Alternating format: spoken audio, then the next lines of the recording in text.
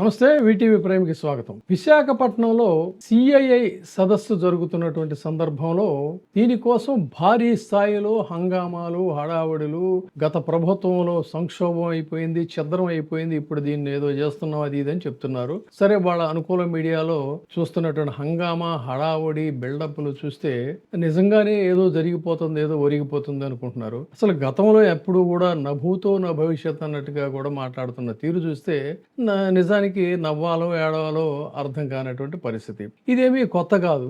ఇటువంటి సదస్సులు అనేటువంటి గతంలో ఎప్పటి నుంచో మొదలవుతా ఉన్నాయి. దీని రూపం 91 తర్వాత దీని రూపం మారింది.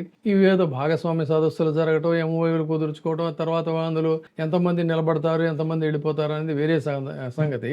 అసలు ఇంత హడావుడి హంగామా జరుగుతున్న నేపథ్యంలో గత ప్రభుత్వంలో పూర్తిగా విధ్వంసం జరిగింది, దీన్ని వీళ్ళేదో ఇప్పుడు చేస్తున్నారు అన్నారు. సరే, దీనికి సంబంధించి ఒకటే మనం సూటిగా ఇప్పుడు మనం ప్రజెంట్ చేస్తున్నాం. ఇది మనం చెప్తున్నటువంటి మాట కాదు. దీనికి సాక్షాత్తు పార్లమెంటు సాక్షిగా వాళ్ళు ఇచ్చినటువంటి రిపోర్టును కూడా మనం ఇందులో ప్రజెంట్ చేస్తున్నాం. కాబట్టి మీరే ఆలోచించుకోండి, విధ్వంసమే జరిగిందా, అప్పుడు చంద్రబాబు నాయుడు గారి నేతృత్వంలో విధ్వంసం జరిగిందా అనేటువంటిది.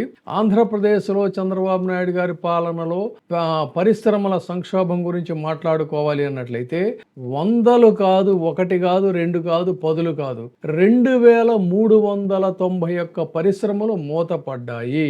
ఎస్, అక్షరాల 2391 పరిశ్రమలు మూతపడ్డాయి అని ఇది ప్రత్యక్షంగా కేంద్ర మంత్రి, ఎంఎస్ఎంఈ శాఖ మంత్రి ఇచ్చినటువంటి అధికారిక సమాధానం. ఇదేదో మనం గాలి పోగేసో అది చేసో ఇది చేసో మాట్లాడుతున్నది కాదు. సాక్షాత్తు రాజ్యసభలో ఎంఎస్ఎంఈ శాఖ మంత్రులు ఆమె ఇచ్చినటువంటి సమాధానం వివరాలు ఒకసారి చూసుకున్నట్లయితే, చంద్రబాబు నాయుడు గారు అధికారంలోకి వచ్చిన 18 నెలల కాలంలో 2391 పరిశ్రమలు మూతపడ్డాయి. అనేక పెద్ద సంఖ్యలో ఉద్యోగులు రోడ్డున పడ్డారు. 21,102 మైక్రో అండ్ చిన్న పరిశ్రమలు, మిగతావి మధ్య తరహా పరిశ్రమలు. ఇది ఆంధ్రప్రదేశ్ పరిశ్రమల రంగానికి భారీ దెబ్బ.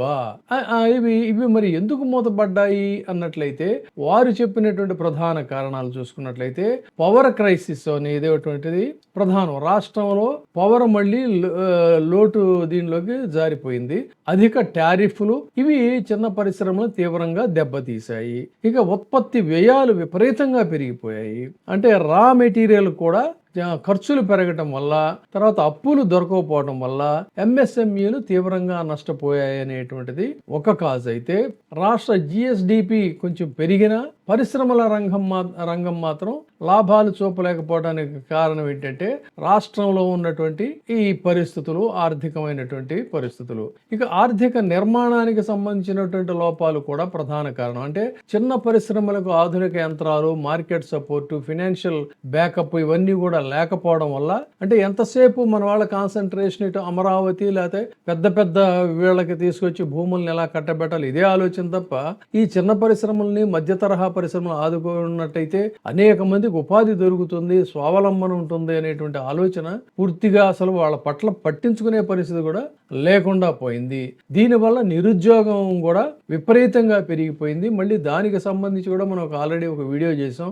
భారతదేశంలోనే ఆంధ్రప్రదేశ్లో నిరుద్యోగుల సంఖ్య దేశంలోనే 3వ స్థానంలో ఉంది. అత్యధిక నిరుద్యోగం ఉన్న రాష్ట్రంగా నమోదైందంటే ఇది మన వారి యొక్క ఘనకార్యం. సో భజన చేసేటువంటి వారు ఈ ఫ్యాక్ట్స్ అండ్ ఫిగర్స్ ని వీటిని ఒక్కసారి ఆత్మ పరిశీలన చేసుకుంటే మనం ఏ దిశలో మనం జర్నలిజాన్ని మనం నడుపుతున్నాం అనేది వాళ్ళు ఆలోచించుకుంటే మంచిది. సో దీనివల్ల కుటుంబ జీవనోపాధి దెబ్బతిని ప్రతిరోజు కూడా వేల మంది యువత, కూలీలు వాళ్ళందరూ కూడా రోడ్డున పడినటువంటి పరిస్థితి. ఇక 410 ఎంఓయూల సంగతి విషయానికి వద్దాం.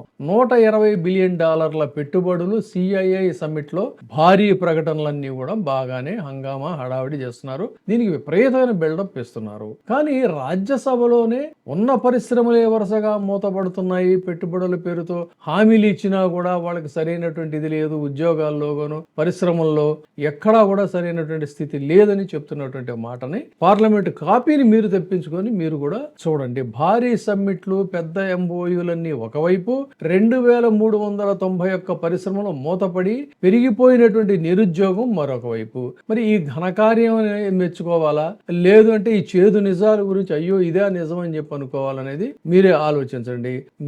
సాక్షాత్తు గొల్ల బాబురావు అడిగినటువంటి ప్రశ్నకి సమాధానంగా మంత్రి గారు ఇచ్చినటువంటి కాపీని ఇందులో మనం ఈ వీడియోలో అప్లోడ్ చేస్తున్నాం కాబట్టి ఇందులో ఎక్కడా కూడా ఒక అక్షరం అనేటువంటిది కల్పితం లేదు. So you decide your self. Thank you. ఇప్పుడే సబ్స్క్రైబ్ చేయండి, లైక్ చేయండి, షేర్ చేయండి. వే టీవీ ప్రైమ్, నీ ఉత్తమాభిరుచుల సమ్మేళనం.